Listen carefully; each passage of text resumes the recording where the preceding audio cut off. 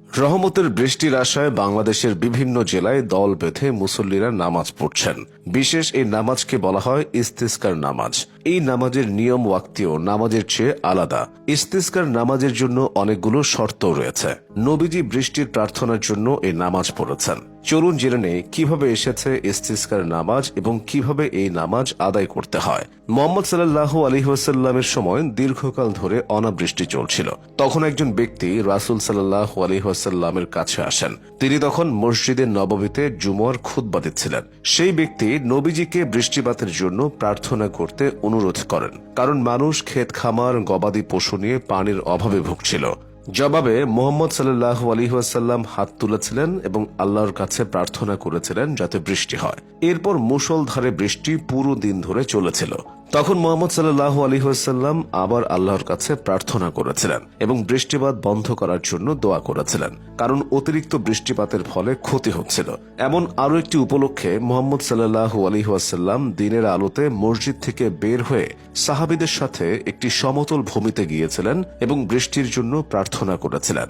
তারপর সূরা ফাতিহার সাথে জামাতে 2 রাকাত নামাজ আদায় করেছিলেন। নামাজে কেরাত জোরে পাঠ করেছিলেন, যেমন জুমার নামাজে করা হয়। ইস্তিসকার নামাজ আদায়ের পদ্ধতি হলো, ইমাম সাহেব মুসল্লিদের নিয়ে কোনো খোলা প্রান্তরে নামাজের আয়োজন করবেন। এই নামাজ পড়ার পূর্বে সবাইকে নিজ নিজ গুনাহের জন্য তওবা করা, পাওনাদারের পাওনা মিটিয়ে দেওয়া এবং গরিব মিসকিনদের দান খয়রাত করা আবশ্যক। সব বয়সের মুমিন পুরুষ, শিশু ও বৃদ্ধ একত্র হয়ে খোলা মাঠে হাজির হবেন। সবাই খালি পায়ে সাধারণ পোশাকে এবং হেঁটে ময়দানে যাবেন। ইস্তিসকার নামাজ 2 রাকাত।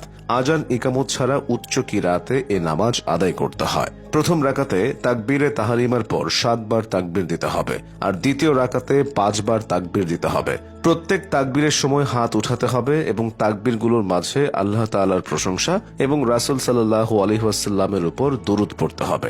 নামাজ শেষে ইমাম সাহেব ঈদের নামাজের মতো 2টি খুতবা দেবেন। খুতবার সময় ইমাম মিম্বরে বা উঁচু জায়গায় দাঁড়াবেন না, বরং সমতলে দাঁড়িয়েই এই খুতবা দেবেন। খুতবা শেষে সবাই কিবলামুখী হয়ে বসে ইমাম কিবলামুখী হয়ে দাঁড়িয়ে আবেগ ও আকুতি সহকারে চোখের পানি ফেলে ভয় ও আশা নিয়ে বিনয়ের সঙ্গে বিশেষ দোয়া পাঠ করবেন।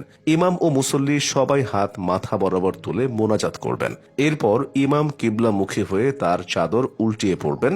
ডান দিকের অংশ বাম দিকে এবং বাম দিকের অংশ ডান দিকে দিবেন। সাথে সাথে মনে মনে আল্লাহর কাছে দোয়া করতে থাকবেন। বৃষ্টি না হলে এভাবে টানা 3 দিন ইস্তিসকার নামাজ আদায় করা মুস্তাহাব।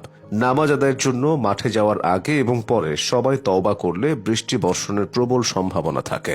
ইস্তিসকার নামাজের আগে ওয়াজ নসিহত করা, মানুষের হৃদয় গলে যায় এমন কথাবার্তা বলা, গুনাহ থেকে তওবা করার গুরুত্ব তুলে ধরতে হয়।